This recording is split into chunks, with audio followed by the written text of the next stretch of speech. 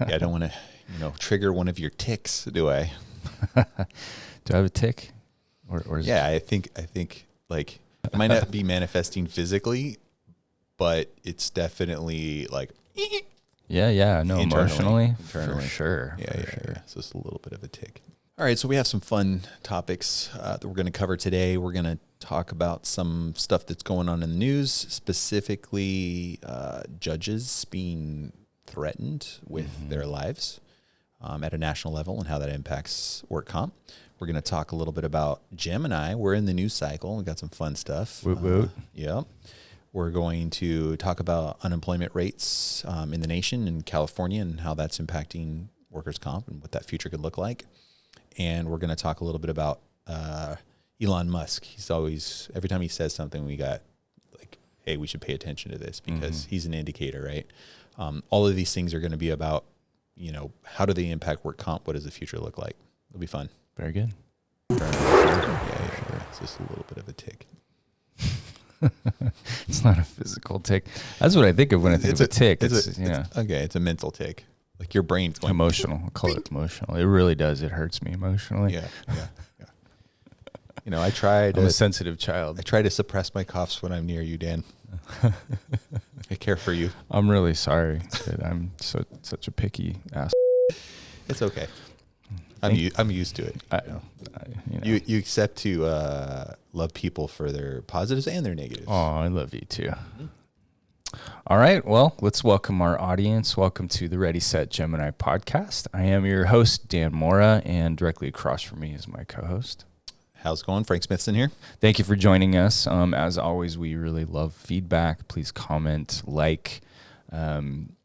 We're looking for show ideas, so subscribe, like, follow, do all that fun stuff, and we would love to take that and put it into future show topics. So, how are you today, Frank? Doing pretty good. I had a restful weekend. Nice. First weekend where I didn't break my back doing stuff in the backyard. Nice, very cool. Yep. Saw Jurassic Park. Oh, Friday. That was cool. I was in Southern California. How was that? Doing a couple work things. I got to see a couple of Angels games, actually, which is pretty neat. Oh, that sounds fun. Yeah, first time at Angels Stadium. Nice. Who'd they play? The Mets. Nice. Lots of home runs. Oh, cool. That was fun. Yeah, fun. It was a good time. Sweet. Yeah, for sure. So this is a national news. A man was arrested outside of Justice Kavanaugh's house. And he was armed. This was what I'm understanding. Yeah. So this is maybe I don't know. We were talking earlier. Is this something new? Something that has happened in the past? I'm sure. I'm positive. In fact, I know of attorneys that have gotten murdered by their clients. One in particular. This was many years ago, probably 15 plus years ago, in Santa Cruz, where an attorney was shot at his desk by his client. That's just insane. I mean, people are passionate about their justice, right? Yeah. So I guess, in today's political climate, I think everyone can agree that it's like hypercharged. It's charged, I would call it. And at least more so than I've ever seen in my lifetime. And so I think that there's also more media attention around the politics. Like that's the hype. Yeah. That people want to watch. Like everybody knows the U.S. population likes drama. That's probably why Keeping Up with the Kardashians exists, right? Right. Now that drama is like news drama in politics constantly. Sure. Plus the addition of social media, you get loud voices that aren't necessarily the majority.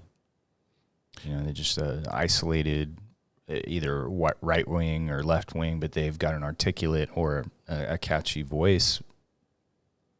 Yeah. So at the main national level, it seems like those, social media groups, echo chambers, both on the left and the right, definitely more prevalent than probably in the past. Just from technology's perspective, they have the ability to do it now. 20 years ago, that wouldn't have been the same thing. What are you going to send an email chain? Those don't last, right? So how does this relate to work comp and, the current judges that we have now? I mean, it's not litigation that happens very often. It's typically more settlement. So I wonder if it's these types of pressures, like the fear of your life or like threats, things like that. Maybe it's more at the attorney level, or are judges experiencing that? We're going to have to, do some conjecture here. I think that, if I was a judge, if I was even a prosecutor, or if I was an attorney, I would be concerned. I don't know if it would heighten the concern just by having some news story, but I would have a very base level concern that if I have a disgruntled injured worker, that I should be concerned. Yeah, sure. Yeah, and I think there probably is some base level concerns. Does this news increase that? I think probably to a degree.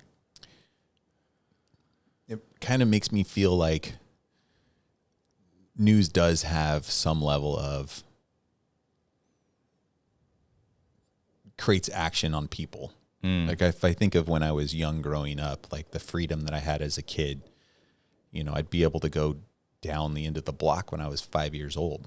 Yeah. When I was 10 and 11 years old, sorry, Mom, I was sneaking out of the house, going to the coffee shop on the corner where my other friend that was like 2 years younger than me, was like 8, was like putting quarters in the vending machine and pulling out cigarettes. Yeah. Right? Have times changed? So back then there wasn't a lot of communication about like kidnapping and the fears and all that type of stuff. At least it wasn't so readily available. Right. So we didn't know if those things were actually happening. Right. Like you'd have to pick up a newspaper to read what's going on in another place in the world. Right. Now it's like everything is in your face, and it's creating these fears, which are they merited? Maybe. Are they not? I mean, that's for you to decide. But, it seems to me like there's a lot more like reining in now of like what kids do and what's okay. Yeah, what's helicopter parents, and I mean, we have kids about the same age, and we don't let them do as much as we were allowed to do, and they don't. I think it's two sides of it. Are we more protective, or are they more sheltered within their own digital world? Sure. Yeah. So they have the freedom to explore things digitally. That's probably where we should be worried, is like, what are they doing there when we're not seeing, right? As opposed to what are they doing on the streets when we're not seeing. The paradigm is just shift. I'd like to think my kids are just a lot smarter than me and not, making bad decisions. But I think for this story, the question that we're exploring is, how does media play into the general fear? Yeah. Maybe. Is that fair? No, that's exactly what I'm getting at. And I'm making the assumption that says maybe the media is doing a little bit more than what we had in the past. So, I mean, causing more fear to attorneys and judges. I'd love to see comments like, is any of the attorneys or judges out there, like, have you had these types of experiences, and what did you do? How did you mitigate it? Yeah, that's a very good question. I'm curious too.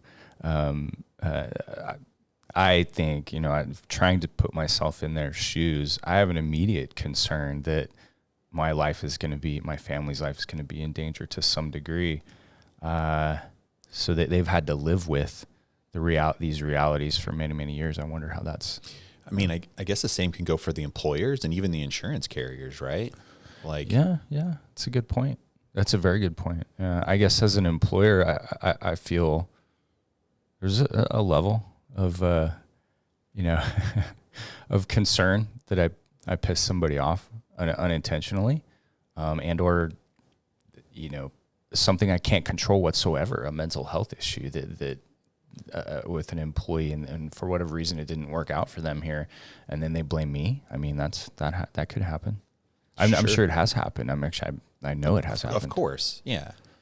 I mean, all of these things, just like, the concept of a van coming by and offering a kid candy to get in, right? It happens. But like, you're also getting in a car driving down the street where you can get into an accident, which is way more likely. Are you that fearful of that. So it's almost like there's hysteria around all these little. Well, I think there's an different things that can element too, happen. just of information overload as a society that we're in nowadays. I mean, we're so connected. So you take the encyclopedia perspective, and we had to buy encyclopedias from door-to-door salesperson 30 years ago, and now you just have to have an internet connection. I mean, and to all information, not just what the encyclopedia had to offer. Yeah, I remember having like a collection of National Geographic magazines that was probably like 6 feet long. And now it's like, oh, hey, do you want to find something out? Here you go. Yeah. Yeah. So interesting. Yeah, I'm curious what the perspective is out there. I'm hoping that no one's like hyper fixed on it and it's probably not that big of a deal, but you know, Murder's bad. the one time it happens, then now it's obviously like Yeah. serious thing. Yeah, murder's bad. Justice is good, and people aren't happy. You know, justice is good. Now, I'm not saying it's right all the time. Of course, justice is very, you know, it's Fluid. it's subjective. Subjective. It's a judge's discretion on how these things go, and or a jury, etc. But disenfranchised, angry people. Yeah, I mean, they're real. If you think of like the impact that it can have on one's life, they have families, and you know, one decision can make or break that entire generation. Yeah. So, want me to introduce the next topic? Yeah, let's do this. Let's go to the next one. So the next one's pretty interesting. We had just communicated with a couple winks on the last episode that we were looking into the assets of MedLegal, and now we're in the news because we have secured the assets from MedLegal. Yeah, celebration. This has been a many month arduous process of securing those assets, and we're excited. There's a lot of really, we talked about this on the last episode, but honoring the legacy of MedLegal. I mean, they're pioneers in so many ways from a technological perspective, just from a tools perspective for clients. Sure. So yeah, we're excited. This is a good step for Gemini. Is it? Can I ask if there's any sneak peeks about what's coming down the pipe? Yeah. So we have a list of assets, and the one we're focusing on right now is the quick reference book. Awesome. And what the process that we had to take was, okay, is this currently relevant? And you know, thankfully, MedLegal has done it. They've kept it up to date every year with new cases. So good, very good. I think that the likelihood of us getting it published to getting it out in the market is high. Awesome. So we're targeting. We have a couple target dates that we're hopeful with. Okay. And so the quick reference guide is one. There's several other assets that we're looking to bring to market. Something very, very valuable and highly sought after is the ratings. Mm-hmm. The ratings, what do we call it, suite of software. Sure. And that's kind of next on our list to tackle. Yeah. So preview-wise, it's hard to give dates on when we're going to launch those things. Definitely. But that's the order of priority that we're hearing from the clients. The QR book, quick reference guide, that's kind of low-hanging fruit per se. It's low-hanging fruit in that it's going to be easier to make available. Yeah, make available compared to the rest of the tools, which there's some cool things. Looking forward to getting a lot deeper into, like the case management system that they had. So yeah, exciting stuff. We're good, and we're hearing a lot of positive from WorkComp Central. We heard some positive comments there. The listserv, the call listserv, some positive feedback there. Out in the field, clients telling our reps. So yeah, cool. Yeah, no, super exciting. It's been fun for me from a product perspective, looking at how these tools were built in the past, and what we can do to Geminize them. Mm-hmm. see if we can make them viable again in the market. Yeah. It'll be fun. Some fun ideas. I think that this is opening up. What I think is important to point out is that these things were not easy to develop. I'm speaking very frequently we are speaking frequently to the authors of these tools, and they were not easy to get moving, to get established and do it right. And to maintain, Mm-hmm. especially anything that is got law connected to it. Like you're talking at a moment's notice, it can change, and it's not something simple like, oh, we'll change this number. Mm-hmm. It's like, no, there's a whole new formula. Like, yeah. And from a tech perspective, you have to build that over again. So there's a lot of that going on. Yeah, like the tech, there's a tree of knowledge, and there's a tree of interconnectivity with the cases, new updates to the statute, mm-hmm. new updates to regulation, and that is complicated. That's why this hasn't been done super frequently within the market. There's a few other competitors, but we're excited. I mean, it's such good work that MedLegal did to get these things up. Standing. Yeah, I think from what I'm hearing, that's the rating software that all the clients are really pushing for. It's supposedly the best in class. So that's what we're hearing. Yep. That's what we're hearing. Okay, so some other topics here. Unemployment and workers' compensation. Mm-hmm. So the United States as a whole has been on kind of like a pretty good trajectory coming off of a high. I think we were like at 16% unemployment. I have the numbers up right here in front of me. That was the high at 16% during COVID, right? During the spring of 2020. Is that right? That was 14.7%. Okay. In April of 2020. Okay. And what's interesting, in February of 2020, we were at 3.5. So this is something that's kind of new for the U.S. Like if you look back at the previous recession, the Great Recession, where we had the housing crisis, the high was 9.9. And really, the high unemployment. Yeah, and we came from a higher baseline though too. It looked like we were like 4.4-ish in January of. Oh, here we go. Yeah, October 2006, we were at 4.4, and then it was a slow ramp up all the way to October of 2009. And then we've had a steady decrease all the way down to that 3.5, and then boom, 14.7. And now we're back down, climbing, and we're from a nation at 3.6 as of May of 2022. Not terrible. 3.6 isn't terrible. No, not terrible at all. I mean, even looking at these historically, like 4.4 being pre-housing crisis, and now at 3.6, we're better than we were. Yeah, California is not; it's above average. California is at 4.6%. A little bit more unemployment is what you're. More unemployment in California. The mean 3.4, average 3.5, mode 4.1. Max is 5.8. That's in Washington, D.C. And the minimum is 1.9 in Utah. So, we're kind of in alignment. It's interesting. We have like this greater population. What does that do in terms of like unemployment for a state? Like how can you compare Utah to California? Right. From a population perspective, it's just like night and day. Just the density makes a difference.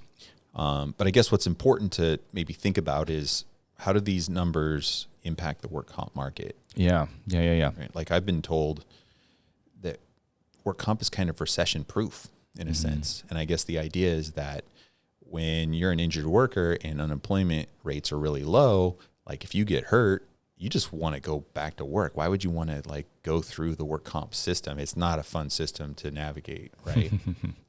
And if you could make more money in working, I mean, that's kind of what we see most of the injured workers. They don't want to like play this game. They just want to get back to work. What can I do to get good again?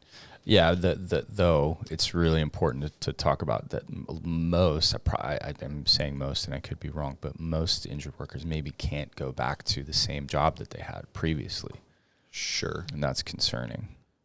Yeah, and when you have more unemployment, then you're at a place where, if there's employment, they want to go back to work. If there's not good employment, then now they need to get money because they don't feel confident to be able to find another job. So they're more likely to file the work comps claim. That's a theory. Yeah. I think that we're using conjecture but I think logic stands that if you put yourself in their shoes, an injured worker's shoes, and the unemployment is very high, meaning jobs are less, there's less jobs out there, and you feel vulnerable from that perspective to make money for your family, that, filing a claim is not a bad, if you're hurt, then it's, you need to protect yourself. It makes sense, right? And then when employment is very high, unemployment, there's lots of jobs, unemployment's low, lots of jobs out there. How does that psychologically, affect somebody that's injured at work? We're talking about a choice. I don't know what percentage of injured workers actually have this choice. Okay, I think I'm going to file or I'm not. I mean, you get hurt at work, you need to go see a doctor. And I mean, that's, and what's interesting, so we pulled some metrics we've been collecting. Gemini's been collecting the number of applications that are filed per board since 2005. And we looked back at the Great Recession, the housing crisis, and super interesting that in historically, let me say that the number of applications, new applications that are filed at the WCAB is very steady. It's incredibly predictable, which is interesting from that perspective. But that gives us a really good baseline then to look at. Okay, well, how did the housing market affect that? So we're in 2008. So Q3 and Q4 of 2008. Q3 and Q4 of 2008. Okay. That was the low. And we saw not even a 50% decrease in the number of applications that are filed at the WCAB. Not even a 50% decrease. And okay, so we're talking October 2008. The unemployment rate, just for everyone, in the U.S. was at 6.5%. In California, it was 8.4%. And this is coming from the bottom, which I think was like 4 point something. Okay. Yeah. Right. So we were absolutely on the uptick of unemployment. I think everybody at that time was like, we're going into a major recession called the Great Recession. Right. Mm-hmm. But you said that the peak from unemployment was in 2009. The peak of unemployment. Okay. So I'm looking at California. I was looking at the United States. Mm-hmm. In California, the peak hit February 2010 at 12.6%. Wow. Okay. And in October of 2009, it was exactly at 10 nationally. Okay, so interesting that it was 2008, the last 2 quarters of 2008, that there was the low in applications filed. So is this, okay, going back to the first topic, this media, like I'm sure at that point in time, media is screaming, we're headed towards a recession. Sure, yeah. And then what does that effect have on the actual like U.S. as a whole? It's interesting. I know, but pulling them strings. What I think, is the conclusion for how does unemployment affect workers' compensation is there's very little. There is, but it doesn't follow the exact unemployment rates. It's more of a market rhetoric or a market trend per se that happens.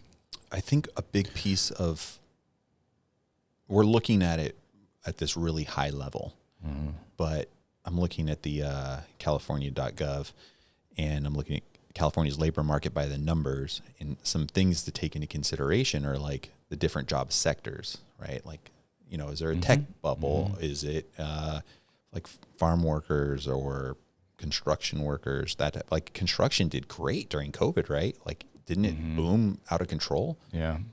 And now it's starting to kind of like die again because, people are holding under their money. They're scared of another recession. Speaking of COVID, what we heard was, and I don't have exact numbers in front of me, but it was a 20% decrease in claims in 2020 and then another 20% drop in 2021. Okay.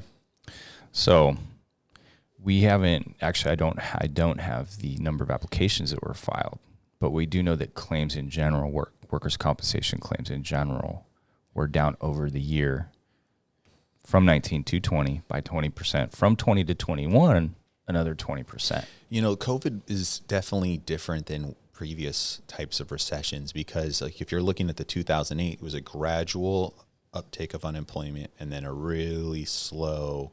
I mean, really, right before COVID, we were still headed down. You know, the unemployment rate was constantly improving. And then it went boom. It's just like a gigantic spike that goes straight up. So there was no ramp up time. So the law offices themselves were closing down. Right. So people probably found it more difficult to even get attorney representation during that time. People were trying to figure out. Courts were closed. Courts were closed. Like, so, you know, if that didn't happen, would we have seen the same type of drop? Like, even though people are losing their jobs, would they have been filing more claims? Like, who knows? Yeah.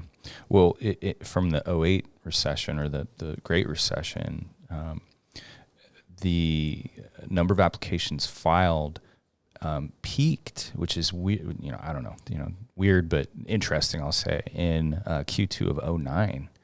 So we had a low in Q3, Q4 of '08, and then we had a high in Q2 '09. Q1 of '09 was still down. It was like a recovery. It was in between that high and that low. But quick recovery, you know, that was a very, very quick recovery. Well, December of 2009, it looks like right around there this is California specifically, was the peak. And then it started to get better. So they were probably recognizing, hey, the curve's starting to flatten. Yeah, I can't find in my mind right now, just talking about it, you know, without doing some hard numbers, it's hard to find a correlation. I wonder, you know, we're talking the correlation between unemployment and claims and workers' compensation filings. I'm very curious to see how work from home is going to hit the workers' compensation market. Because That's really interesting. As an employer, we are responsible for an injury claim for our employees when they're working from home.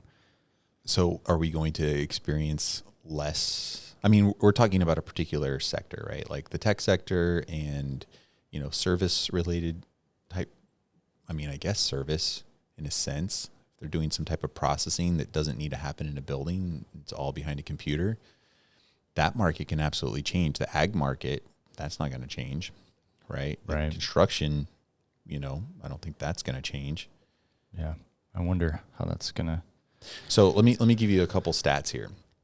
So California has now regained more than 91% of the 2.7 million non-farm jobs lost during March and April of 2020 due to the COVID pandemic.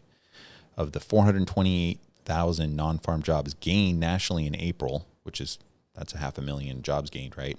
California accounted for 9.7% of that. So we're definitely leading the pack in terms of, but it makes sense. Like we have the breadbasket, right? Let's see, 925,000 jobs in California had the largest absolute year over seasonally adjusted job increase in the nation in April 2022. So Yeah. is that a population thing again? Like we're still not like where we need to be from an average perspective, yet we're growing towards that really well. Yeah, I have some theories. With COVID, I think internal dependence has become more important. The market went, you know, gangbusters. I mean, we're in June of this year, but the market was amazing in the last 6 months, but it's now sputtering out. So you wonder, I think that with the market better, you know, consumer and discretionary funds are more available. So it would make sense, and it does make sense, and it reflects in the market that techs are up and food services were up at the beginning of the year. But now we're heading into a different era, and that kind of brings us to our final topic here with Elon Musk announcing that all employees need to be coming back to a physical office. Interesting. But didn't he do a bunch of retraction on that as well? I think there was like he was going to lay a bunch of people off, and then he did a retraction like almost immediately thereafter. I'm not positive. I just know the headline is what it is, which is he basically said if you are not working in office, you should go look for employment elsewhere. Yeah. Was basically, I think, his So how do you the headline? Okay, so Gemini, we do a hybrid approach. It seems to work really well for us. I definitely feel, me personally, like making sure that I come in a couple days a week is benefiting me, because I can talk to others that if I was just sitting at home, I wouldn't have that opportunity. So I can get more of like a pulse on the health of Gemini and the specific things that we need to do, to be successful. Without coming in, I probably wouldn't even be paying attention to some of that stuff. Yeah, it is the big question: is are we better performing together physically or not? And it's still, I think, open. I'll say this for the the line work, the people pushing the work through. We have seen an increase in productivity by having people work at least having that flexible schedule open. So some people actually do work. I don't know, I'm sure this is not surprise, but I think a lot of it's been proven that we can continue to increase performance with at-home workers. But I think there's a difference. It's the roles too. I was going to say there's a difference between the management side of the business and, again, the line workers per se. So with Gemini, we practice this concept of lean, and we're always looking for constant improvement. And so we are really big on culture as well. And so we push these narratives that say, hey, here's how you should think about the work that you do. Here's how you should understand the work that you do.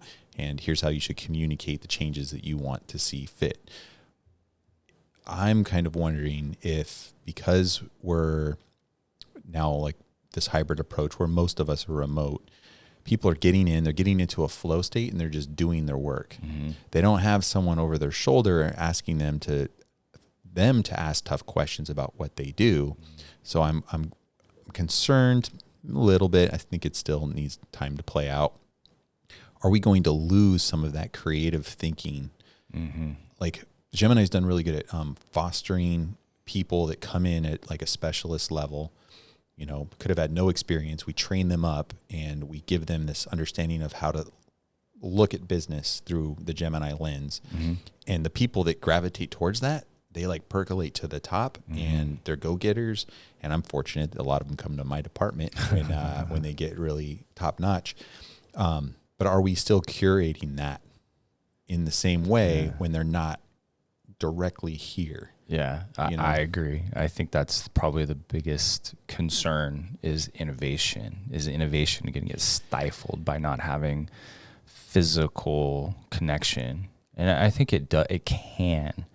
And what is on our plates is we have to create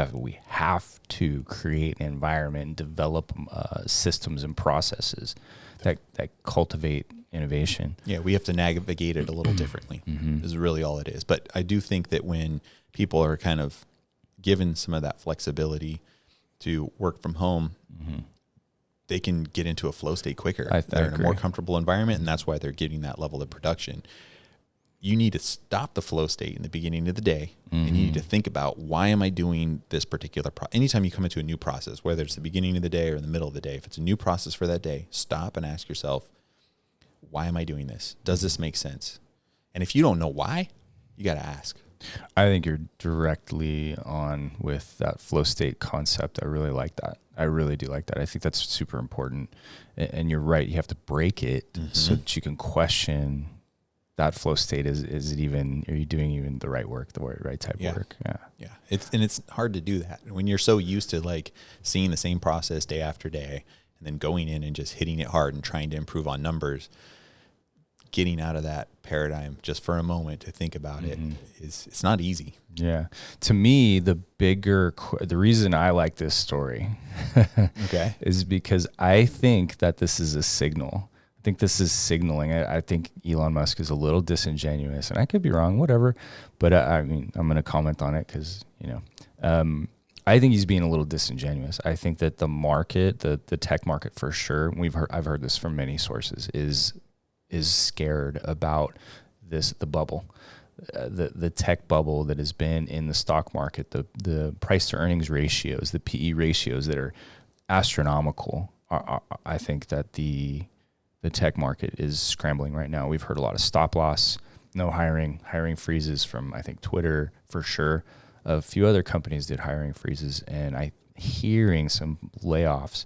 But I think this from Musk is just a signal and a early layoff move. I don't think it's very genuine for him to say that he's going to be better performing as a company by having people come into office. He's like hedging his bet that the market's kind of he's trying to base it on like because of this. Yeah, I think it's a little interesting.